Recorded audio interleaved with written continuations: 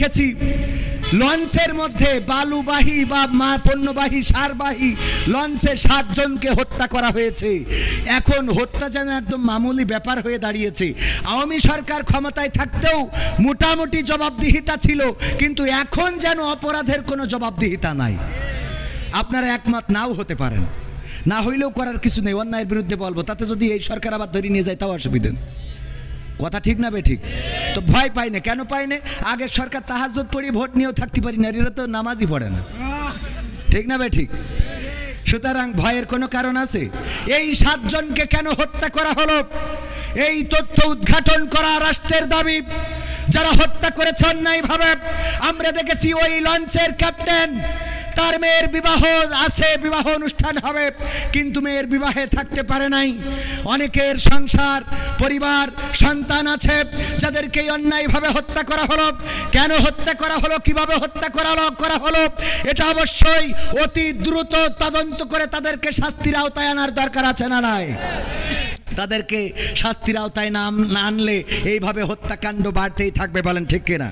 এরপরে আমার ব্রাহ্মণবাড়িয়া মানেই তো কুপাকুপির একটা জেলা, ছোটোখাটো বিষয় নিয়ে দাবল্লভ নিয়ে আগের মতো লড়াই করে, যদিও ব্রাহ্মণবাড়িয়ায় অনেক ভালো মানুষও আছেন আলহামদুলিল্লাহ। এই ব্রাহ্মণবাড়িয়ায় আজকেও যে ঘটনা ঘটেছে, যে একজন যুবলীগের নেতার সন্তান, সে প্রত্যেকটা একটা ঘরে দেহ মাথাবিহীন লাশকে গর্তের মধ্যে ঢুকায়ে পুড়াচ্ছিল। রাজহাঁস খুঁজতে যেয়ে ওখানে যখন ধোঁয়া দেখেছে, জিজ্ঞেস করেছে কিসের ধোঁয়া, বলেছে পাতা পুড়াচ্ছি।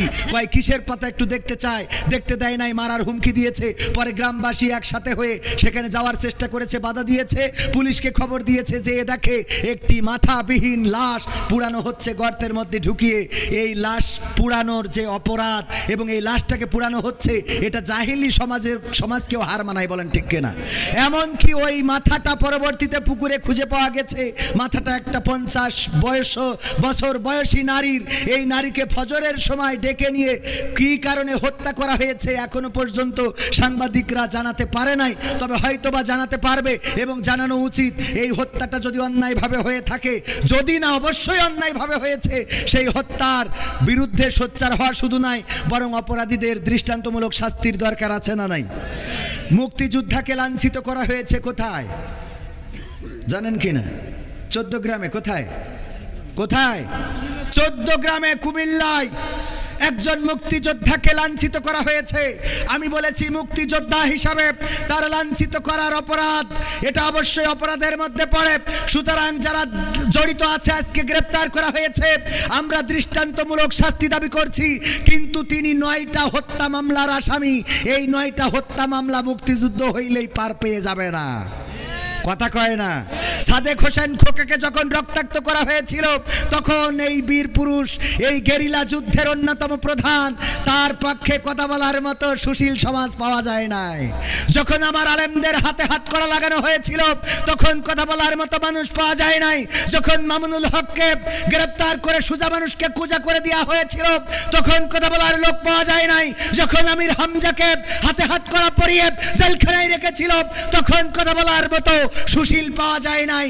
আর যখন চুন থেকে পান খসে বা পান থেকে চুন খসে, তখন অমনি সুশীলরা জেগে ওঠে। আমার সুশীলরা যখন ছাত্রদের হত্যা করে ট্রাকের মধ্যে ভরে পেট্রোল ঢেলে আগুন জ্বালিয়ে পুড়িয়েছিল, হাত পা দেখে চেনার উপায় নাই যে লাশটা কার। এই লাশগুলো নিয়ে কথা বলার মতো সুশীল পাওয়া, কথা কয় না? আপনি সুশীল আমি মানলাম, কিন্তু যখন ওই যে সুশীল কেমন, এক দারোগা থানা কামাই করেছে আগের সময়, তখন থানা কামাই করলি দারোগা বা তাদের যে উপরের কর্মকর্তা থাকে, ও বেদে পিটাইতো। তো এই জন্যই জানে যে পিটাবে, পিছনে বস্তা বাইন্ধে নিয়ে তারপরে গেছে যে পিটান যা দেবে বস্তার পরে। তো এখন ওই যেই বলছে, স্যার আমি তো একটু বউ নিয়ে পিকনিক করতে গেছিলাম, তো এই জন্য দেরি হয়ে গেছে। কয় তোর 100 বেত্রাঘাত। বললি বেত মারা শুরু করেছে, ও তো জানে অসুবিধে নেই। ও বাস্তা বেঁধে নিয়ে গেছে 2-3টে, হয়েছে সালার বাস্তা। ওই নিয়ে এখন এই বাস্তা তো বেঁধেস কায়দা করি, এখন যেই একটু সাইড সুইডি পড়ে, যেই উপরে পড়ে কয় স্যার একটু নিচে করি মারেন স্যার। এবার যেই নিচে পড়ে কয় স্যার একটু করি উঁচু করি মারেন স্যার, স্যার একটু ডানির দিকে চাপাই মারেন স্যার, স্যার একটু বাদ দিক, মানে ওর বাস্তার পরে ভর্তি হবে। কথা কি বোঝা গেছে? কথা বোঝেননি তো? আমাদের কাজ হইলো বাস্তার পরে পড়া লাগবে। হুজুর ডানি বললেন, বাই বলেন, বাই বলেন, হ্যাঁ আমার কথা হলো বাস্তার পরে পড়লে হবে না, সুশীল হলি কায়দা মতো সব জায়গায় সুশীলগিরি দেখাইতে হবে। সুশীলগিরি সব জায়গায় দেখাই না বলে এই সমাজের অপরাধ কমছে না, বলেন ঠিক কিনা? আমরা তারা যারা জুলুমের বিরুদ্ধে প্রতিবাদ করি, নাটোরে মন্দিরে হামলা হয়েছে, বলা হচ্ছে যে ডাকাতরা ছিনতাই করতে যে হামলা করেছে একজন, সেখানে থাকা প্রতিবন্ধী মানুষ বা মানসিক চাহিদা সম্পন্ন মানুষ, তাকে হত্যা করা হয়েছে। আমি ব্যক্তিগতভাবে তার বিচার চেয়েছি এবং এটার বিচার করতেই হবে, বলেন ঠিক কিনা? কারণ আমার দেশে মন্দিরে হামলা হবে এটা আমরা মানব না। আমাদের ইসলাম এটা শেখায় নাই, আমাদের রাসূল এটা শেখায় নাই, আমাদের ধর্ম এটা বলে না, বরং আমাদের ধর্ম বলেছে যার ধর্ম সে তার কর্ম করবে, এতে কোনো আপত্তি। আমরা দাওয়াত দিতে পারি কিন্তু তাদের উপরে জুলুম করতে পারি না। আমরা তাদের কাছে দাওয়াত নিয়ে যেতে পারি কিন্তু বাধ্য করতে পারি, এটার নাম ইসলাম। আর এই ইসলামের কথা যারা বলে তাদের নিয়ে এত চুলকানি, এত ষড়যন্ত্র, এত ডানে বামে কথাবার্তা কেন? মালাই ভাষায় একটা গজল বলেন, মালাই ভাষায় গজল বলা লাগবে এখানে। মালয়েশিয়ায় যারা ছিল তারা হয়তো দু একজন বসবে, যারা ছিল না তারা বসবে না। তো আমার এর আগের রিকোয়েস্ট যেটা সেটা রাখতে চাই, আপনারা শুনতে রাজি আছেন? আর একটু সময় থাকা যাবে? আমার বাংলাদেশের এই সঙ্গীতটা গোটা প্রবাসীদের জীবন নিয়ে, গোটা প্রবাসীদের, হ্যাঁ প্রবাসী ভাইয়েরা অনেক সহযোগিতা করেছে এই মাহফিলের জন্য। আজকের এই সঙ্গীতটা প্রবাসীদের জন্য অনুরোধ বা উৎসর্গ করছি। আমার বাংলাদেশের প্রবাসীদের গল্প বলি শোনো, আমার ধোপা খোলার প্রবাসীদের গল্প বলি শোনো। এ গল্প তো কল্পনা নয়, তোমরা কি তা জানো ও ভাই? এ গল্প তো কল্পনা নয়, তোমরা কি তা জানো? আমার বাংলাদেশের প্রবাসীদের গল্প বলি শোনো। পল্লী গায়ের দুরন্ত ছেলে বাপে ডাকে খোকা, হঠাৎ করে ঢুকলো মাথায় বিদেশ যাওয়ার পোকা। রোগে শোকে ক্লান্ত পিতা খাটার নাই উপায়, বেকার ছেলের এমন কথায় বাবাও দিল সাই। ক্ষেতের জমি হালের গরু বিক্রয় করে দিয়ে বাকি টাকা করলো পূরণ মায়ের গহনা নিয়ে। অনেক আশা বুকে বেঁধে ছাড়লো যখন বাড়ি, সে যে কি বেদনা বিধুর ছিড়ল যেন নারী।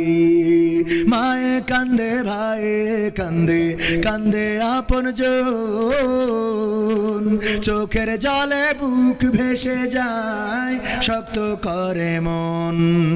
এমন মানুষ কোন সে জনাব, এমন মানুষ কোন সে জনাব, তোমরা কি তা জানো? আমার ধোপা খোলার প্রবাসীদের গল্প বলি শোনো, আমার যশোর জেলার প্রবাসীদের গল্প বলি শোনো। বিমানেতে বসে খোকা জানালারি পাশে, নীল আকাশে তাকিয়ে দেখে মায়ের ছবি ভাসে। আঁচল দিয়ে চোখ মুছে মা প্রভুকে যে বলে, আল্লাহ তুমি ভালো রেখো আমার কোলের ছেলে। খোকা যে ছিল মা জননীর কলিজারি বোটা, ভাবতে সব চোখ ভিজে জল পড়লো ফোঁটা ফোঁটা। এমন মানুষ কোন সে জনাব, এমন মানুষ কোন সে জনাব, তোমরা কি তা জানো? আমার ধোপা খোলার প্রবাসীদের গল্প বলে শোনো, আমার যশোর জেলার প্রবাসীদের গল্প বলে শোনো। নদ নদী আর সাগর নগর দিয়ে খোকা পাড়ে পৌঁছালো যে অতি সাধের বিদেশের বাড়ি। অনেক কষ্টে মিলল খোকার এমন একটা কাজ।